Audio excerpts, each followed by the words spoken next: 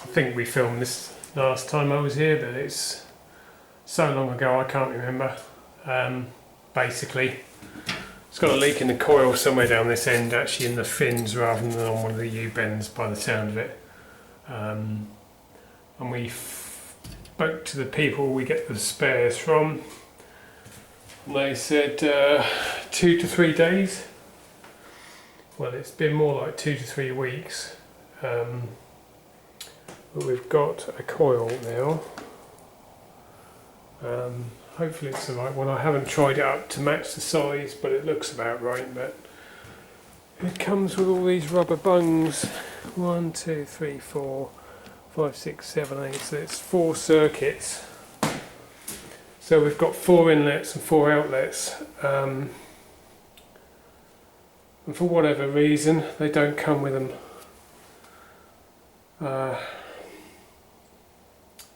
fitted. So you've got to unsolder all that manifold and all these distributor fittings.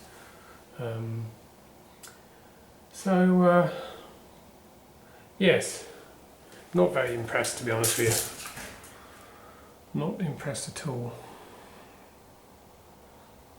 If I'd known it was going to take this long, we'd have scrapped it and put a new system in there. So I think we've learnt our lesson with these. Especially given the way they send that out, you'd expect to have some pipes on it, wouldn't you? Especially as you can't even get in there to do that in situ, so we're going to have to cut this off here. But we can't cut that off without the hot gas pipe coming with it. And then we're going to have to cut the suction line. I think we're going to have to, it's right down the other end somewhere. We have to find somewhere easy that we can get to join it back up, I think, and just cut it, and drop the whole thing down, swap this on the floor and then put it back up. And then it's just 3 joints, hot gas, liquid and suction.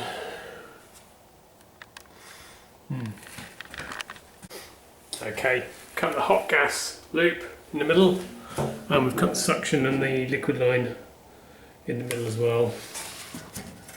So I thought it was the easiest place to get to. It's in the middle, so we're less likely to set the fan motors alight. This end is too close for me to be able to see, whereas in the middle I can see, and then the other one's too far away. So that's what we've done, split the difference.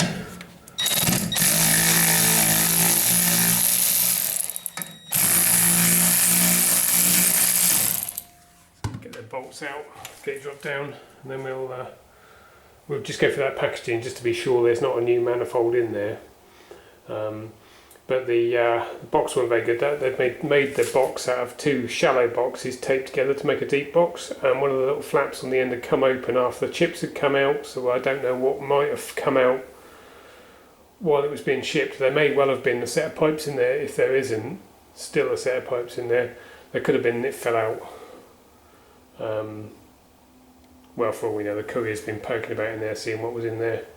I don't know whether the problem was the people sending the parts or the people delivering it, because they told us a couple of times it had been shipped, and then when we phoned up they said it was shipping the next day, so don't know. And you'd think in these times they'd have a tracking number. They could have tracked if it had actually gone, they could have tracked where it was.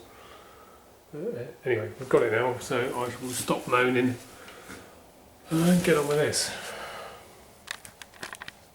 Okay, that one came out easy because the pipes had come out individually. This one, I had that torch on there, held in with my knees, and the oxyacetylene on the other one, and we got the first 3 sort of melted, and keep swapping back and forth and get it to move a tiny bit, and then that got the first 2 out fully, and then we got the last 2 done. So I think those pipes, they're not too bad actually. So yeah, that went better than it could have done. So now we've just got to braze all that back in there, swage the ends, probably swage the ends of the other pipes because it'll be easier to get to. Heat them up and swage them. By heating them up, and then when they cool down, all this dirt will come off, all the corrosion. If you get a copper with a load that's really dirty and you want to braze it, you want to save a bit of time, just heat it up red hot and let it cool down, and all that will flake off, and then it's, you know, you can just give it a quick wipe with a bit of sandcloth or something, or it'll come up really clean, whereas you'd be there for ages sanding that. Same with them, they just need cleaning up a bit. Okay, I've got that brazed in. I've used these square rods because they're a bit, they don't go as runny as the high silver content ones. They were better for gap filling than normal ones. We very nearly made a mistake because I've just stuffed that in there where it was easy, and then thought that don't look right because it's got to go on the other way around. It's got to go that way.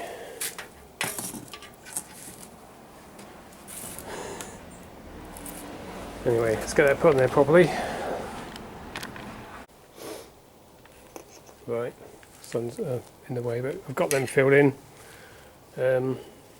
Basically, just sort of either get some on that pipe, which is easier because it's thicker, it's less likely to melt.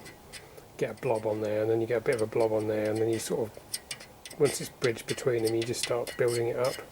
But you don't want to get it too hot because you want to get, if you get too hot, it's going to run down the pipe too far. But these go in for a good 1.5 inches, so you're never going to, unless you feed a couple of rods in, you're never going to get it down and block it. But you want to really make sure you've got it filled in, put a nice fillet in there. It's a bad design really, because they got a 1/4 inch pipe going into like a 3/8 inch hole. I mean these weren't too tight either. Anyway, I think that'll do.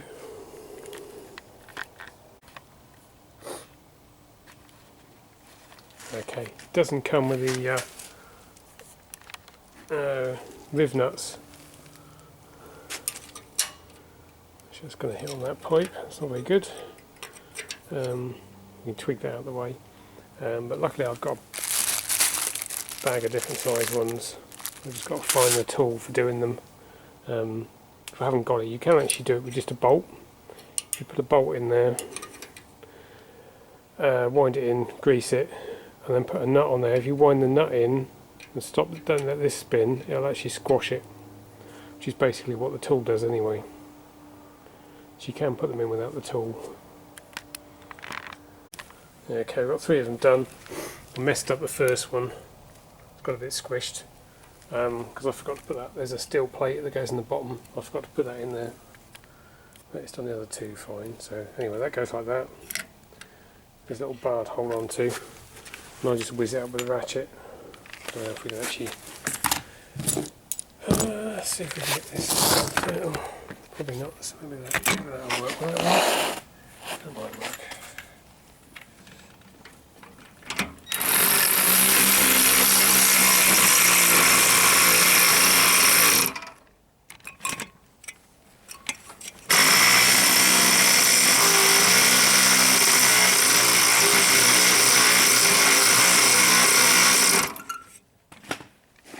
Okay, and then that's, you can see that squished that like a little mushroom.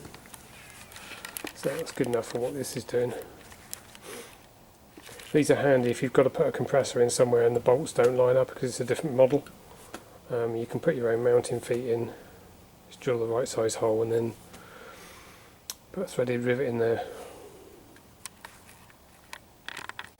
Okay, we've got that done, it's gone alright.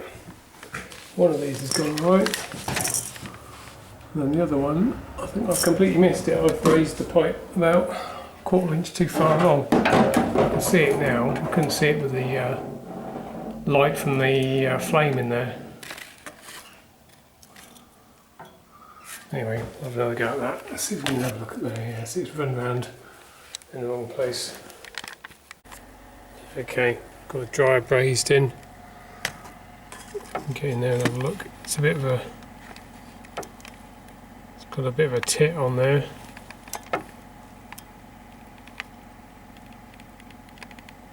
At least it's got, it's leak tight. The other side's pretty similar. That is less of a tit. But it's a nightmare to get in there and braze it in all around this other stuff which it doesn't really want to move. Anyway, so that's that done. So the evaporator's done, so we've got to put some nitrogen in there. and keep our fingers crossed. Okay, got it on back. I think this might have some moisture in it. It shouldn't have, because the low pressure switch should have shut the compressor off before it got low enough to pull anything in. But when we let the nitrogen out, we got a bit of a mist come out the gauge line. I don't think it was oil, so we'll have to see how good a vacuum we get. We might end up having to leave it on vacuum for a day or so. This is turning into one of those jobs, isn't it, really? I'm going to get the heat gun on and start warming the compressor up and the receiver in case there's anything in there, and we'll just see how milky this goes.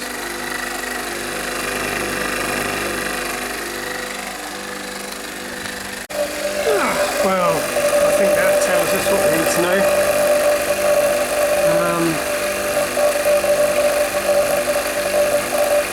We're in a hole we should have stopped digging in a while ago.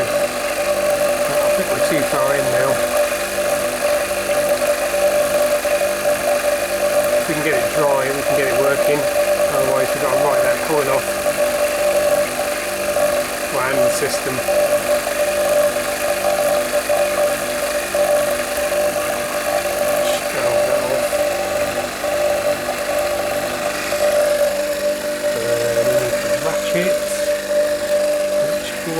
Here, and we can shut this off. So we've got that hose on the receiver, and then we've got the gauges on a couple of Schrader ports, which we took the Schraders out of. So the system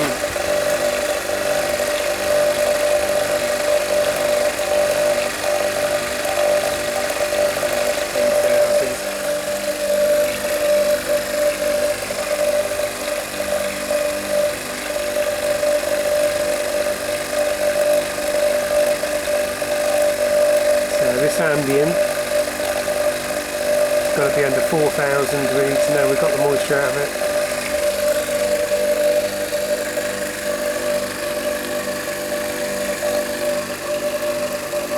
Get a hot air gun on these. We had this rust out last year, I think, or the year before. It's greasy because I put some corrosion stuff on there, fluid film.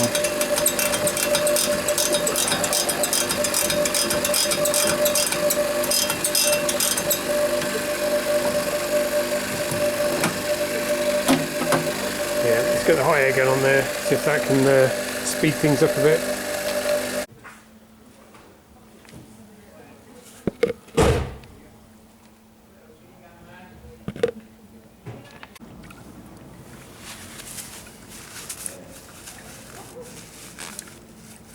Just run some fresh oil through it.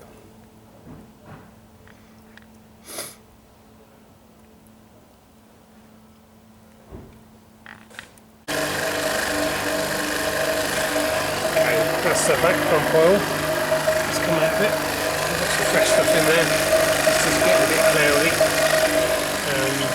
We've got the hot air gun on the compressor. That's getting really hot. I can hear a crackling noise every now and again, so I don't know whether that's water boiling off in the sump, or whether it's just might be the label. It's getting a bit crispy.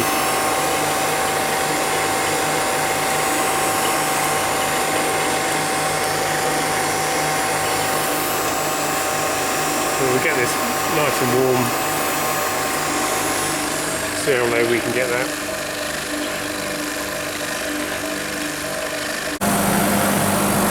Okay, we've got that running with some nitrogen in there.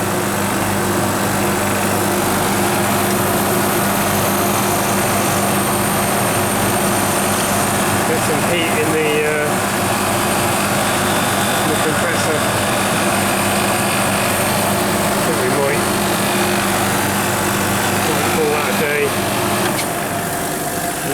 Let that nitrogen out and then vacuum it again, but that's got some heat in the windings and the top up the compressor. The sump's warmed up. Yeah, see, we've let the nitrogen out and it's currently CA, which I think is telling us the pressure switch is open. So it shouldn't have ever run low enough to have got moisture in it, which is the odd thing.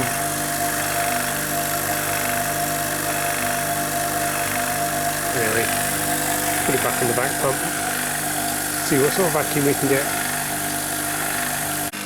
Okay, well, yeah, it's got dark. I think that's the lowest it's been.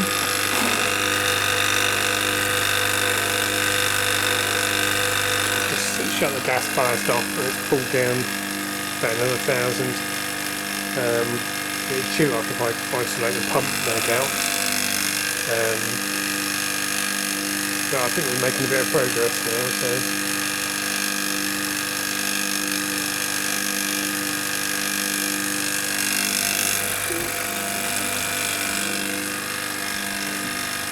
I might leave it overnight with a vacuum in it and then come back tomorrow afternoon. I've got a meeting in the morning. I'll pick up some more vac pump oil and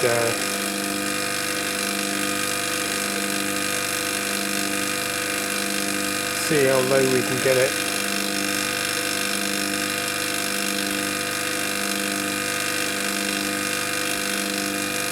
It's been sat around 10,000 for ages and then it's just dropped to 8, so